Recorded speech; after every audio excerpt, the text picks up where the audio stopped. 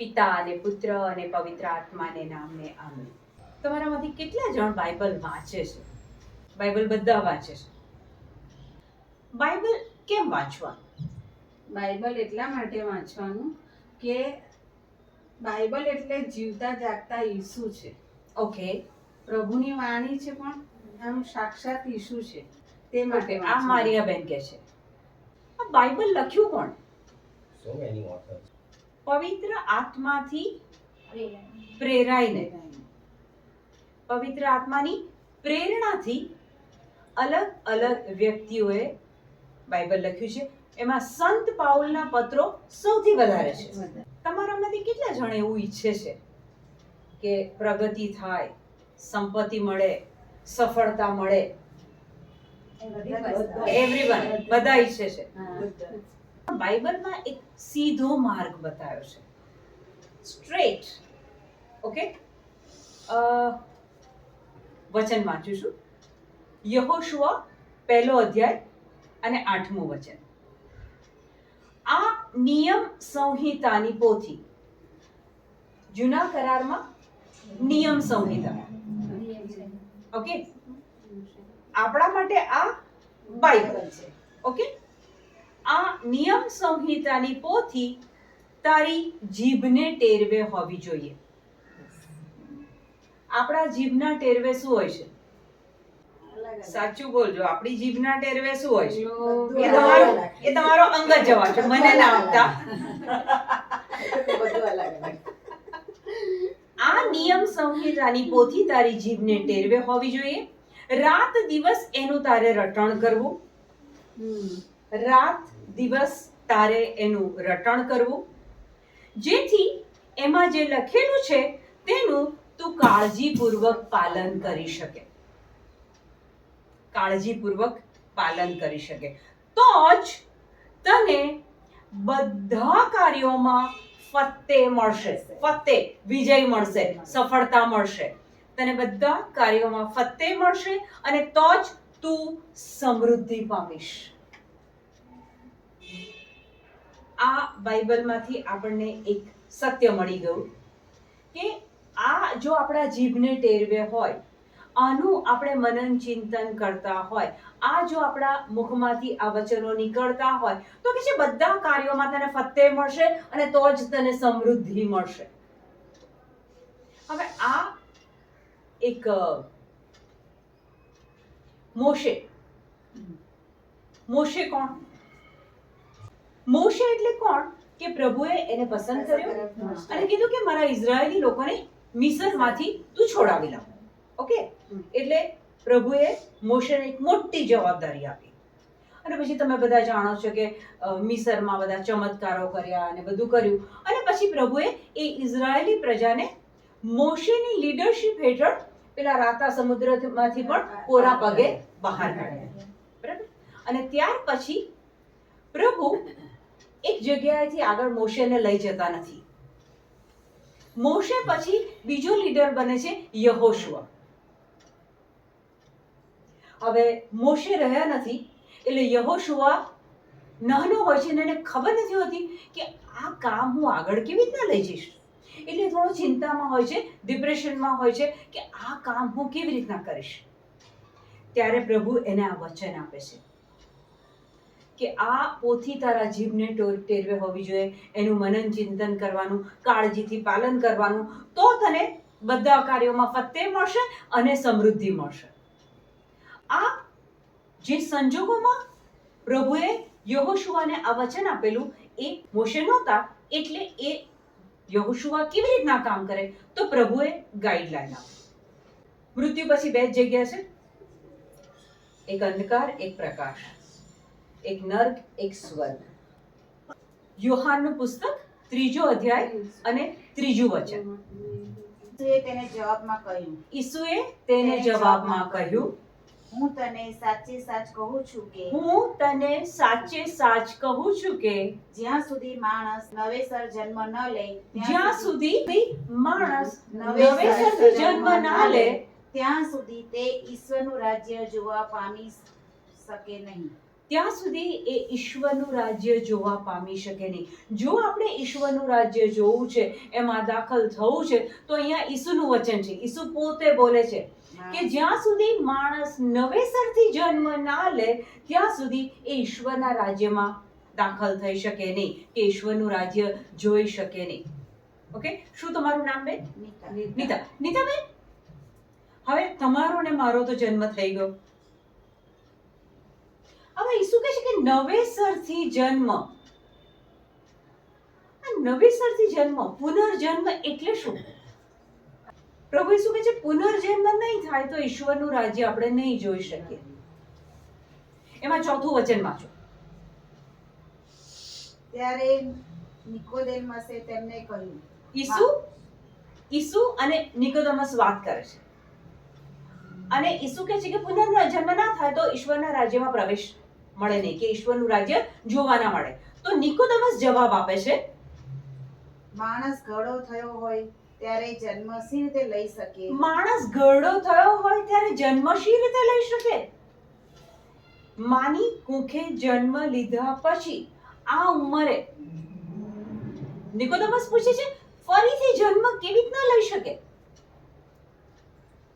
How is it possible?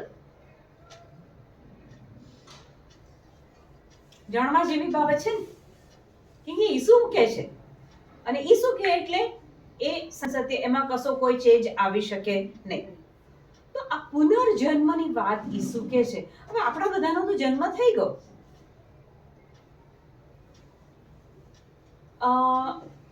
આપણે બધા આદમ પછી જન્મે. આદમે પાપ કરેલું, એટલે આદમ પછી જેટલા લોકો જન્મ્યા એની અંદર એ પાપનું બીજ છે.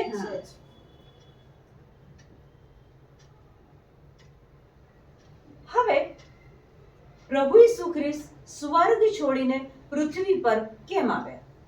પાપમાંથી મુક્તિ માટે, આપણને પાપમાંથી મુક્તિ અપાવવા માટે. એ સિવાય આપણા પાપોની માફી માટે.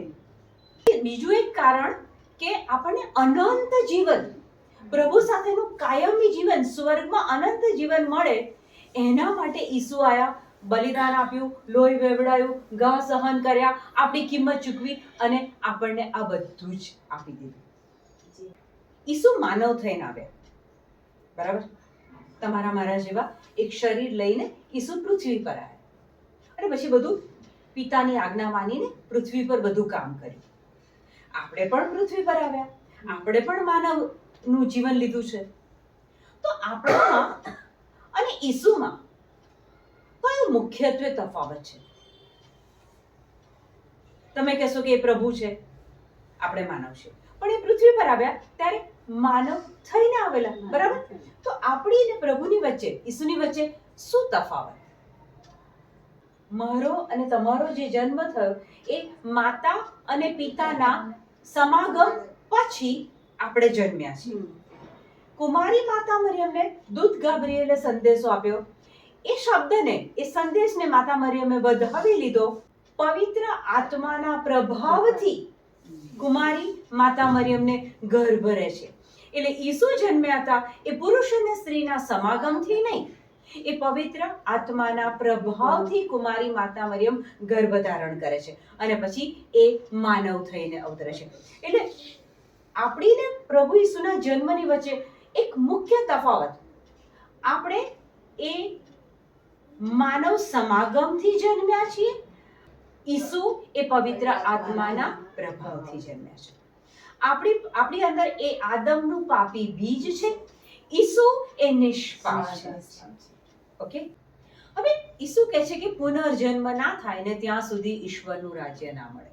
પુનર્જન્મ એને સમજવા માટે 1 પિતર 1:23, તમે નશ્વર નહીં તમે નશ્વર નહીં પણ અવિનશ્વર બીજ મારફતે અવિનાશ્વર બીજ મારફતે ઈશ્વરના જીવંત અને શાશ્વત શબ્દ દ્વારા ઈશ્વરના જીવંત જીવંત અને અને શાશ્વત શબ્દ શબ્દ દ્વારા નવો જન્મ પામ્યા છે. નવો જન્મ પામ્યા છો. બાઇબલમાં લખે છે તમે નશ્વર નહીં, અવિનશ્વર બીજ મારફતે દ્વારા ઈશ્વરના જીવંત અને શાશ્વત શબ્દ દ્વારા નવો જન્મ પામ્યા છો. નવો જન્મ પામ્યા છો. યોહાન 3:3 માં શું કહે છે? પુનર્જન્મ નહીં થાય તો ઈશ્વરનું રાજ્ય જોવા નહીં મળે. અહીંયા કહે છે કે નશ્વર નહીં પણ અવિનશ્વર. નશ્વર એટલે જેનો નાશ થઈ જાય, ખતમ થઈ જાય. અવિનશ્વર એટલે કાયમી. નશ્વર નહીં પણ અવિનશ્વર બીજ મારફતે. કયું બીજ? ઈશ્વરના જીવંત અને જીવંત અને શાશ્વત શબ્દ. ઈશ્વરનો જીવંત અને શાશ્વત શબ્દ, પ્રભુની વાણી, પ્રભુનો શબ્દ, વર્ડ ઓફ ગોડ, એ કેવા છે? કદી એનો નાશ ના થાય, અવિનશ્વર છે. એક પિતર 1:23 માં શું કહે છે કે પ્રભુનું જે વચન છે, પ્રભુનો જે શબ્દ છે, એ જો આપણે બોલીએ, લખીએ, વાંચીએ તો એનાથી શું થાય છે? આપણો પુનર્જન્મ થાય છે. દાખલા તરીકે માનો કે તમારી પાસે ખેતર છે અને ખેતરની અંદર તમારે બાજરીનો પાક ઉગાડવો છે. હવે તમારે બાજરી જોઈતી હોય તો તમારે બાજરી વાવવી પડે. હવે એક સામાન્ય નિયમ છે કે બાજરીનો દાણો જમીનમાં જાય પછી એ લાંબો સમય ટકી રહે, એને પાણી ને ખાતર ને બધું મળે, પછી થોડા વખત પછી શું થાય? એમાંથી ફણગો ફૂટીને બહાર આવે અને પછી એ ડુંડું બેસે અને એ ડુંડામાં કેટલા બધા દાણા આવે, રાઈટ? તો પેલો એક દાણો જે અંદર ગયો હતો એનો પુનર્જન્મ થયો, પાક્કું? એ જ પ્રમાણે જો પ્રભુનું વચન આપણી અંદર જાય, કાન દ્વારા જાય, કોઈ બોલે ને તમે સાંભળો, પછી તમારી આંખોથી તમે બાઇબલ વાંચો તો આંખો દ્વારા પણ એ તમારી અંદર જાય. જો એ વચન તમે બોલો તો એ મોઢા દ્વારા પણ એ તમારી અંદર વચન જાય. અને જો એ વચન લાંબો સમય સુધી ટકી રહે તો અંદરથી તમારો પુનર્જન્મ થાય. ઓકે, હવે પુનર્જન્મને સમજવા માટે એક ઉદાહરણ લઈએ. મરઘી એ ઈંડાનું સેવન કરે એવું કોઈ દિવસ જોયું છે? મરઘી ઈંડા પર બેસી જાય, 21 દિવસ સુધી બેસી રહે. હવે આ 21 દિવસ સુધી એ ઈંડા પર જ્યારે બેઠી હોય તો એ મરઘીને તમે જોઈ છે? જોઈ છે ને? 21 દિવસ સુધી એ મરઘી એ ઈંડા પરથી એક પણ વાર ઉઠે નહીં, એક પણ વાર ના ઉઠે. બીજા મરઘા મરઘી આજુબાજુ ફરતા હોય, એને કદાચ છે ને અવાજ મારીને બોલાવતા બી હોય, પણ પેલી મરઘી એક કામ લઈને બેઠી છે, એક મિશન લઈને બેઠી છે. એ પોતાની જગ્યા છોડતી નથી. અને 21 દિવસ, બરાબર 21 દિવસ થાય અને એ ઈંડામાંથી એ બચ્ચું ચાંચ મારે, પછી એને ફાડે અને ધીરે રહીને એ બહાર કૂદીને આવે. આમાં કોઈ વ્યક્તિ કશું નથી કરતી. 21 દિવસ જ્યારે મરઘી એ ઈંડા પર બેસે છે તો કોઈ વ્યક્તિ કે બીજો મરઘો કે બીજી મરઘી, કોઈ વ્યક્તિ કે બીજા કોઈ પશુ પંખી નથી કરતા. આ પ્રભુનું એક કાર્ય છે કે એ ઈંડામાંથી એનો પુનર્જન્મ થયો.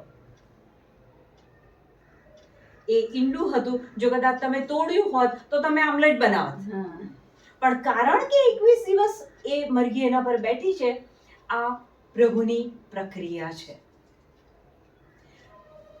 ઘઉંનો દાણો, બાજરીનો દાણો અંદર જાય છે, પછી ખેડૂત કશું નથી કરતો, એના સમયે એ ફણગો ફૂટે છે.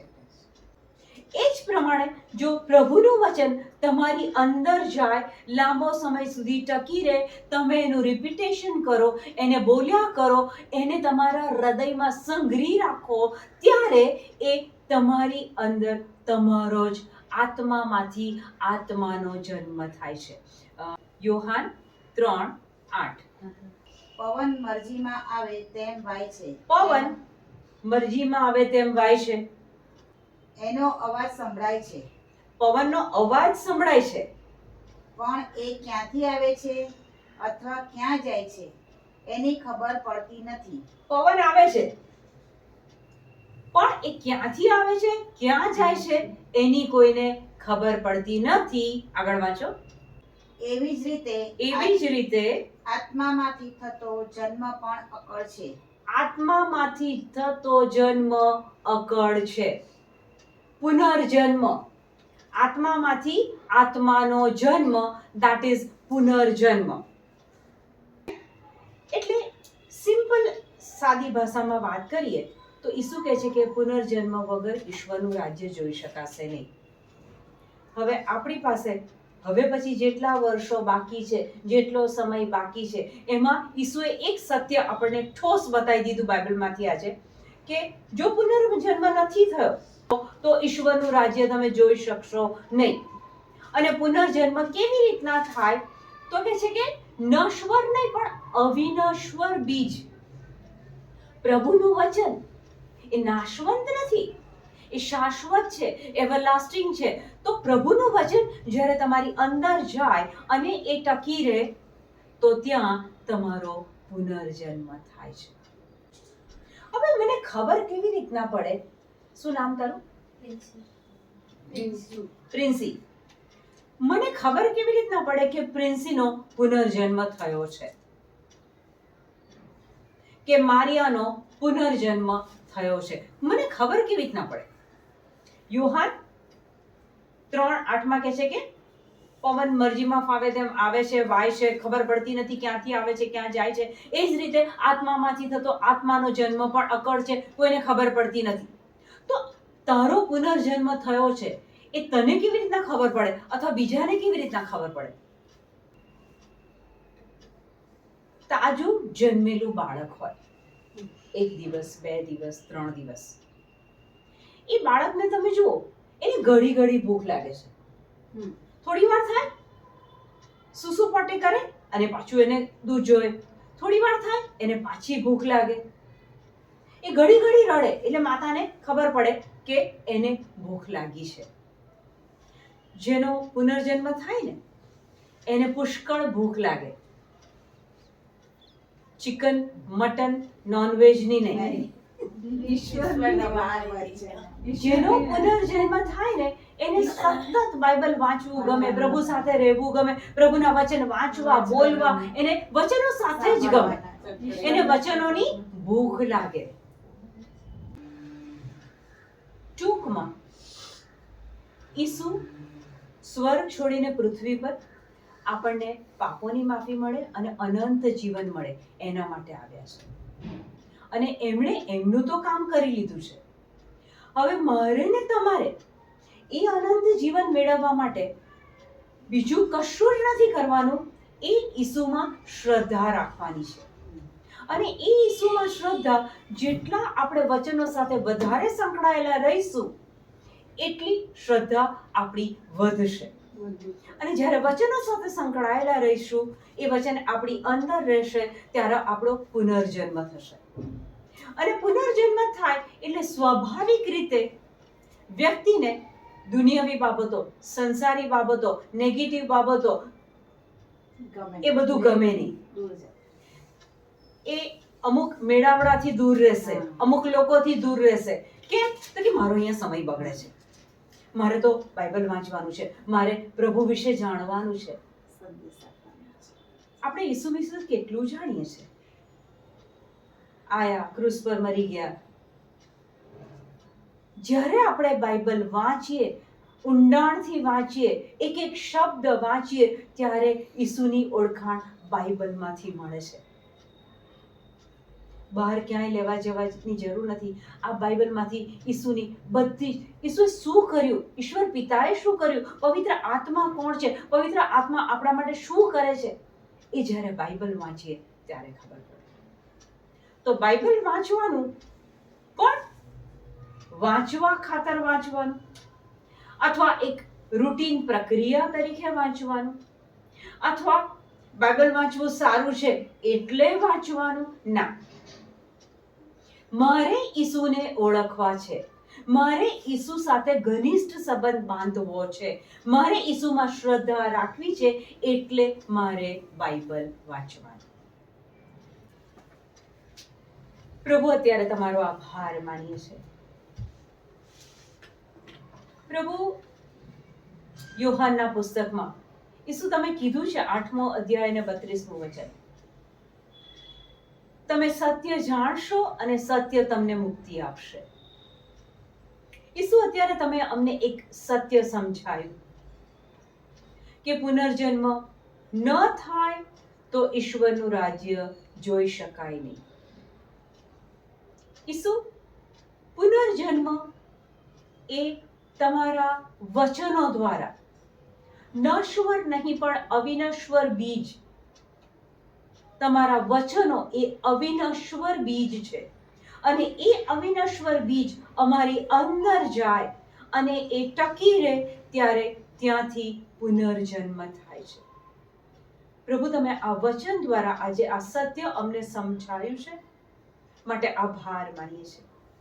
ઈસુ, આજે કૃપા માંગીએ છીએ કે અમે આ વચનો વાંચીએ અને અમારા હૃદયમાં એ વચનો ટકી રહે એવી કૃપા ઈસુ અમને આપજો. ઈશ્વર પિતા, પ્રભુ ઈસુ ખ્રિસ્તના પવિત્ર નામમાં આ પ્રાર્થના અમે તમને અર્પણ કરીએ છીએ. આમેન.